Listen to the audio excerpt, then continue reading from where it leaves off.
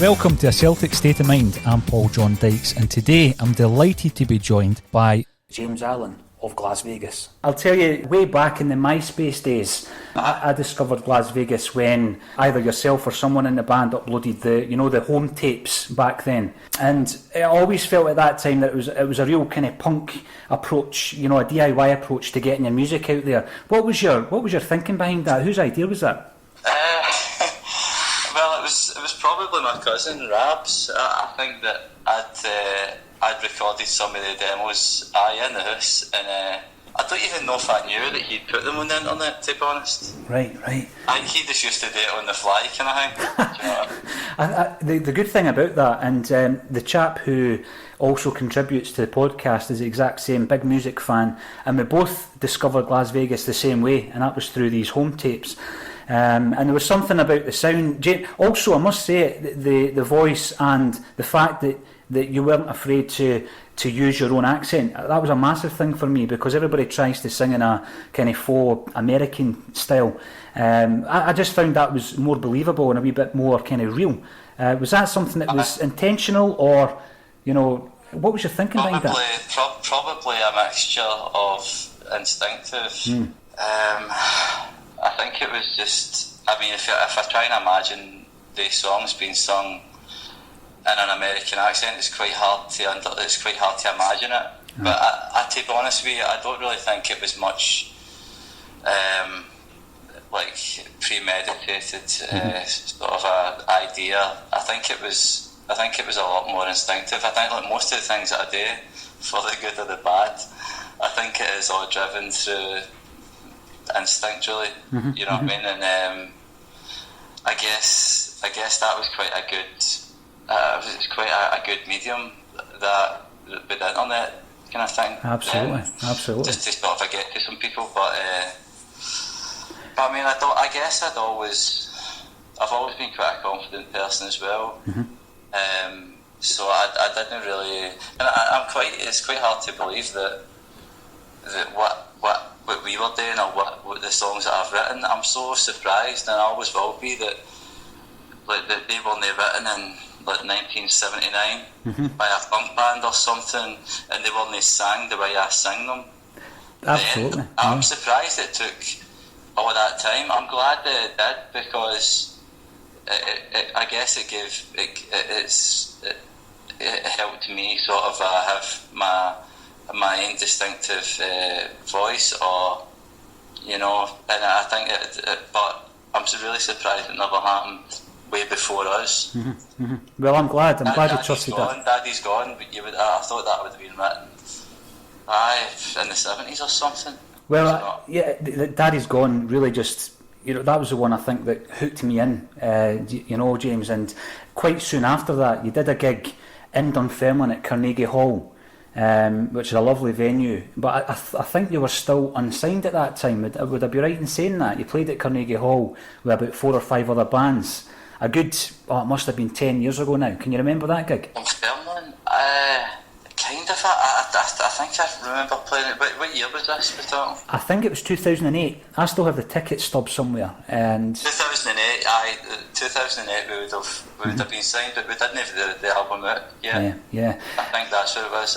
That was the first time, James, I heard you playing "Be My Baby," and it was the sound was so powerful that I thought to myself, this just must be one of these moments. There's no way you can go away and record that and get the same power, but you went and did. How difficult is it to translate it from the stage to the recording studio? I guess it's. I'm recording an album now, so it's bloody hard. I don't know. I guess it's. I two go hand in hand. I guess it's being able to, once the record's normally done, it's a different thing now, because at that point, before we'd recorded our first album, all we know is in a wee room playing together, or on a wee stage playing together. That's all we know. But now it's a wee bit different, because with each album that comes after that, you don't have the months of playing live before you record the album. Yeah, yep. Kind of thing. So I think that it's probably harder to actually make a recording that you feel like gets the point across of what you're trying to say. Sonically, melodically, atmosphere wise, it's. So I think that once you can do that, then I guess the live thing just takes care of itself. It kind of always works out in the end, Yeah, I always remember Lee Mavers. He was quite tortured because he could not capture the sound in the recording studio with the lads, it must be very difficult for musicians like yourself. I guess because it's all. It's what your expectations are, and I guess the way you imagine something. It's about and for how close you want to get to that, because what you're trying to make a solid vibration coming out of a speaker, that's all coming from your imagination, and that is no that's just a thought in your mind, and you're trying to make that a solid, tangible thing.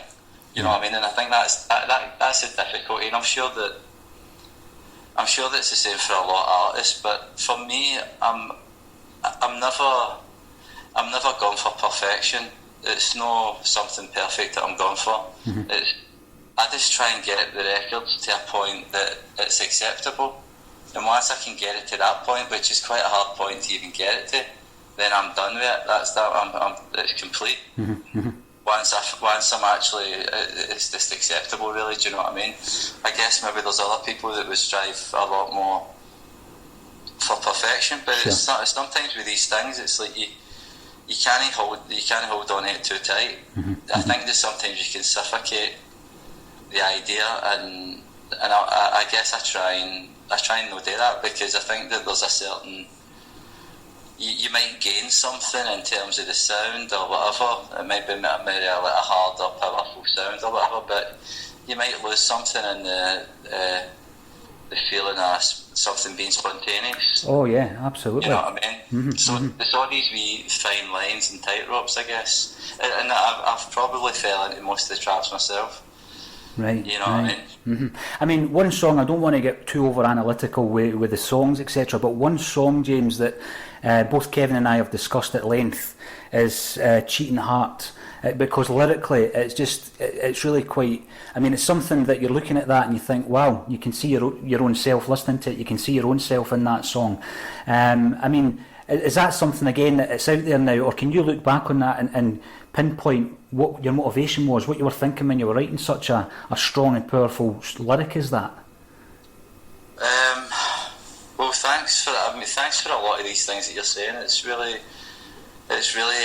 encouraging, and it's amazing, and it's still, even now, it still surprises me. And it's not that I don't believe in the music, I really do, but it's more like I love the music, like you would love like a bunch of pets that you've got in the house. Yeah. And you love your pets, but you don't expect the world to stop and take notice of your pets and to love your pets like that, you know what I mean? So yeah. Even now I'm still quite, and even that song Cheating Heart, it makes me cry. It's something that's quite hard for me to understand, to be honest, because a lot of the times it's when you're writing these things, there's some energy, and there's something that feels right. You know, it's like somebody like leading you a certain direction, and you just follow along that direction, and it just happens. You get into some kind of like hypnotic state, and I think that normally when you wake up out here, you've got a paper that's like, you know, that's got ink running all over it, and with the words, and there's not really a lot that you can work out how or why, or you know. And I think with that song, it's a bit like that.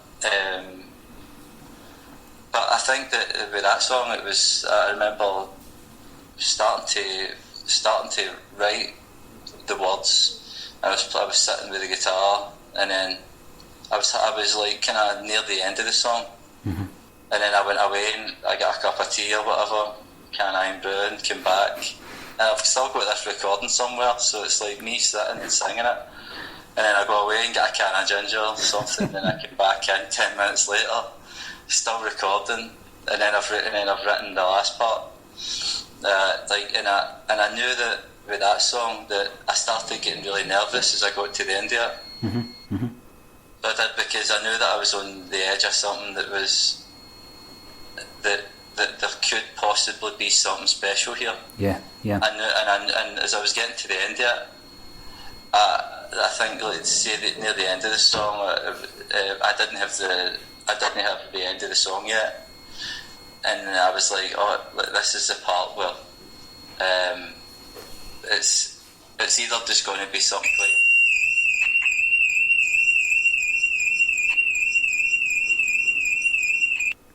So that was quite a dramatic story there, wasn't it? I was building to the end of the song, and then that's kind of that sound that you hear. That is kind of like inside you when you're getting to the end of the song, and if you've not got that last line, if you've not got that last lyric, that is the sound that you hear inside you. That alarm that just went off in this building, right? that was the perfect noise to happen, because that's what happens, and you start to get really nervous and really, I don't know, just nervous. And then so the end of that song, when it was building, which I didn't have, cross my heart, hope to die, it's my own cheating heart that makes me cry. And when I'd hit that bit, then everything everything just felt like bliss, you know what I mean, like a thick bliss. And but I mean, sorry for rambling about this song, but I mean the question you were asking, I guess, was like where the song was coming from. Or... Yeah, absolutely, James. And I think that's, I mean, it's also interesting that a wee bit of Bar's Iron Brew kind of helped you along as well, you know. But what also interested me was I had read some articles in the Celtic View, and then I'd read a book by a chap called Richard Purdon that you had contributed to, and then that's when I discovered that you also had this love of Celtic Football Club. And you remind me of him a wee bit. Oh, Richard, aye. You just with your voice, your speak voice. I don't know if it's just I feel the Celtic vibrations coming through or something like that. It could be. He's a mad Celtic man as well. Yes, he's a good lad actually. I do know Richard just over in Edinburgh there, and he's a good lad, very good writer as well, very good writer. And you know, that's funny, because the book that he wrote that I was in, I was describing Celtic, what Celtic meant to me, and it was funny because I was talking about my hero was Andy Walker. Yeah. Well, my heroes was that centenary year team. That was, because people talk about the Lisbon Lions, and they talk about up to like the Larsons and stuff. That's not my heroes. My heroes is, I mean, I love these people. I mean, how iconic the Lisbon Lions are. It's an unbelievable story. But the thing that I connect with even above that is the centenary year team.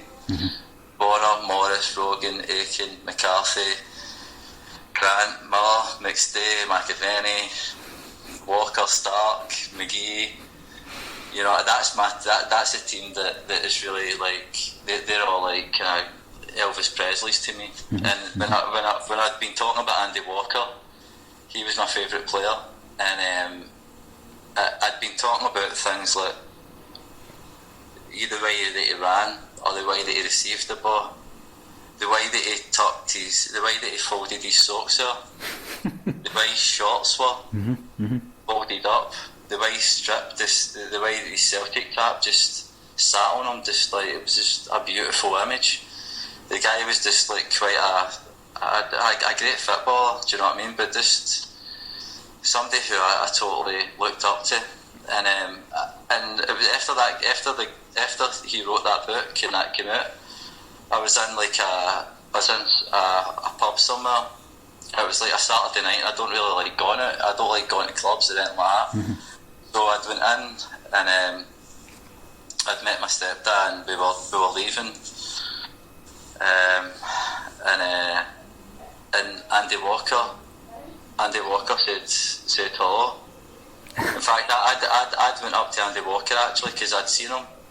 And my stepdad said, "Go on and say hello." And I was like, "I don't want to, I feel quite shy." And I was like, "I better just get it done, James, because you'll be glad you done it after it." And I said all right to him, and he kind of did a double take and looked at us again, and he was like, "James." I was like, "Aye," and he said, "I read that what you said about me in the book." Brilliant. And he said that I had tears streaming down my face when I read that. Wow. So that is powerful, you know. I know. That really is. What you're saying there, James, it really resonates with me because I think we're roughly the same age, and the centenary team was my team as well. You know, that was when I really fell in love with Celtic, was during that season. And I was reading that, or I think I might have watched a video on YouTube where you were talking about going to the game against Borussia Dortmund, and you know, that's right. And but I always remember that because did I mention about the goal that we missed because I needed a pee, and it was right at the end of the game. I'm sure it was Derek White that scored the winner. It was White. It was White. I missed it. And the toilet's one of the best back then, James, if I recall correctly. I know, a law. I don't know. I can't really remember, but it was quite a different. I always remember the carryouts that people had at their feet. Oh, incredible! Aye. That's what I always remember, and it was a normal thing, but. I know, and there was 3 skips outside Celtic Park on a Monday morning, full, empties, you know. Unbelievable.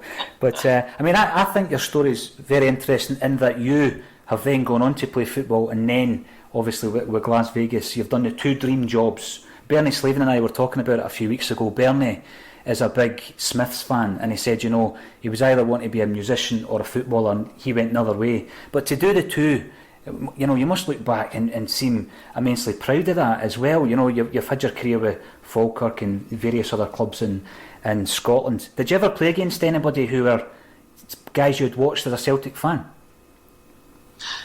Sorry, I was just thinking about what you just said there about I must be proud. I don't think it's proud. I think I just feel so lucky. Mm-hmm. Lucky that I get the chance to meet a lot of the people that I met playing football. Yeah. A lot of these characters that are just mad and probably really annoying at the time, and winding me up and all that.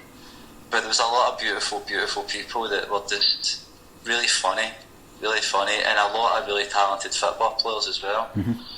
I feel really lucky for that, and I kind of miss them. I wish I'd bumped into them again. I don't really see anybody when I'm with a band and that anymore, do you know what I mean? But and the same with the music as well. I feel just dead lucky that I've stumbled across finding my own voice. Mm-hmm. Because a lot of artists, I think that's the thing when they're living their lives, I think that they're trying, but they just can't seem to break through these barriers to find their voice, their identity. Yeah. And I've been dead lucky to be able to find mine. So I don't think it's not even proud. I think it's just I feel lucky the way my ma looks at me. Mm-hmm. My ma looks at me in a way that she's proud. She loves it. So then that just makes me feel lucky. It doesn't make me feel proud, I guess. You know what I mean? But sorry, what was the thing you said about? Yeah, I mean, that's fantastic. That kind of encapsulates what I was thinking. However, I was also wondering, I know you played against Nacho Novo. I was wondering if you also played against any guys who had maybe been at Celtic, guys you'd maybe watched as a Celtic fan. Did you ever get an opportunity to play against any ex-Celts? Well, I played it when I was with Falkirk. I was on the bench when we played against United, and Andy Walker was playing, I guess. Andy Walker was playing for, I'm sure it was United. Mm-hmm, mm-hmm. I mean, I played at Celtic Park against Celtic in a closed doors game. All right. So that was it. So I played against McNamara was playing on the right, and I was playing on the left. In that game, actually, there was quite a few Celtic players. There was Bratback. Who was the centre midfield player again? Scottish guy, I'm sure. Scottish centre midfielder. Forgot quite a lot of their names, but Tosh McKinley and Reaper, maybe Fucost, Martin Fucost. What's his name again? Yeah, Martin Fucost, aye. Martin Fucost. The Danish guy, yeah. Yeah, that's right, aye. Who else? Just Brian McLaughlin was playing. But I mean, McNamara was he was a great player. Oh, aye, I used to love his jacket. Nice guy to play against. I mean, he was a cool guy as well. You know what I mean? Aye, but actually, I guess I played. That was just at Celtic Park. That was like a closed doors reserve match when I was with Falkirk. And then from there, James, I was at the celebrity and the charity games, etc. How much of an incredible moment was it for you to then eventually play in the hoops at Celtic Park, and how did that all develop? Who got in touch with you to arrange all that? To be honest with you, I didn't really. I felt quite. I'm quite a shy person, right? Believe it or not. I know that you'd say, well, why do you like singing in a band, or does that not make you? That's a different thing. For some reason, I don't feel it in any way shy when I'm on the stage with the band, or when I'm doing that. But when I'm playing football, I feel a bit like just a bit shy really. But my stepdad used to come and watch the games that I'd play and stuff like that, and he really wanted me to be a football player. You know what I mean? And I think that for him, he loves it. He loves it. It was so it's not that I just do it for him. Like, I don't get into it. I do, and it's an amazing thing. I'm really glad that he gets me to do it. But it's really normally his idea. I would rather just go to the games and watch, kind of thing. Do you know what I mean? And especially like, if people know the band and all that, and you know what I mean. I just feel a bit. I don't know why. I've no reason to feel like that, but I would rather just go to the games and watch them. But I'm glad that I did, because at any time that I've done the games for Celtic or that, then it's like I've got like a Celtic tap that's in a frame, and my stepdad, he's got it, and he loves that. Brilliant. But it's mostly for him that I do it. It's my family love all that. Do you know what I mean? So I guess sometimes you just go to do it for them. But then looking back at it, I'm really glad as well, because of the people that I've got to meet. I mean, the last game that I done when I was sitting with Martin and Ale, you know what I mean, on the bus and stuff like that. You know, what a guy, and we still keep in touch and all that. You know what I mean? That's brilliant. Yeah. Aye. I mean, the big thing again I was going to ask, obviously with being in a band that's touring and recording, James, how do you tend to keep up with the kind of Celtic? Aye, well, the night I'm going to, there's a wee pub about 5 minutes from where I stay. Right. And that's going to be showing the game tonight. So I'll be going to that, but it really depends. It depends how busy I'm and stuff like that. You know what I mean? But I try as much as I can really to know what's going on. And I guess like if I'm seeing my pals and all that, then they'll let me know as well. I mean, I found it interesting. I'll let them know that if you've got my phone number, then you can keep me in the loop. Oh, definitely. Without a doubt. Without a doubt, James. Another interesting thing, of course, is the fact that other band members are supporters of the great rivals Rangers. How different has it been? How's the dynamic been since obviously 2012 and the massive kind of upheaval of all that? Is it still approached the same way? You can tell it breaks their hearts. You know what I mean? Like it's been probably quite a hard few years. You know what I mean? And I think that's the thing. That's the thing about it all. It's like for anybody that's made an arse of it with in a business way with Rangers and stuff like that. The thing is, it's all the people but that love that team.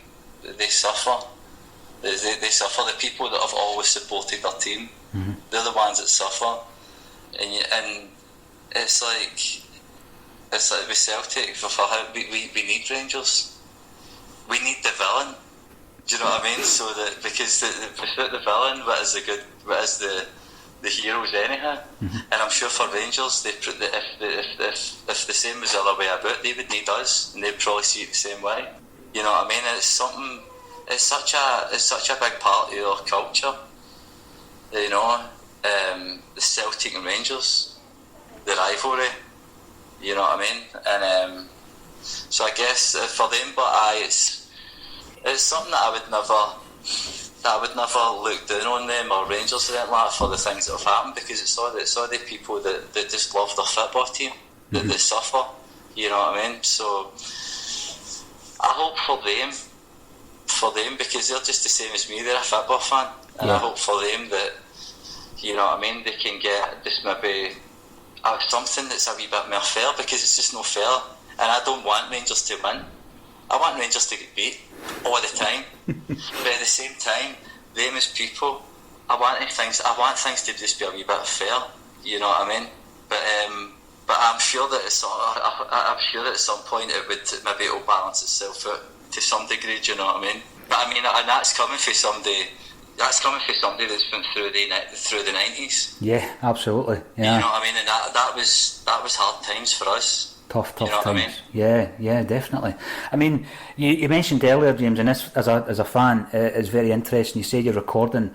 What is the next kind of plans for Glasvegas? What you got in the pipeline yourself? So I've almost finished this album, and I think it's going to be really good. I'm glad. I'm just like excited to sort of share it with people. You know what I mean? Because it's like this wee thing that I've only known about for a while and stuff like that, and it's been developed and stuff, and then put it out. And then there's like a couple other albums and records that I've been working on that I've not really spoke about, or I've not really told them about, and I've been working on them for like maybe even before I was working on this album. And I've been working on these albums, these songs with other people, kind of thing. So I really need to get the details of how it's going to be released, and you know, like how, like, you know, if it's going to be a charity album, right, and the charity and stuff like that. So it's like I've still got a few like details to sort out, and I've still got a few tracks to finish off. But there'll be a Glasvegas album, and then there'll be a Glasvegas album, but it'll be a different kind of thing. Which hopefully maybe the next time we talk, then I'll have more details about it. But brilliant. I think that we've been in the shadows for the last couple of years, and then I think that it's just going to be like boom, boom, boom, boom. There'll be like one thing after another. Excellent. That's great to hear. There'll be some bit of momentum there. Oh yeah. I'm looking forward to that. I really am, James. And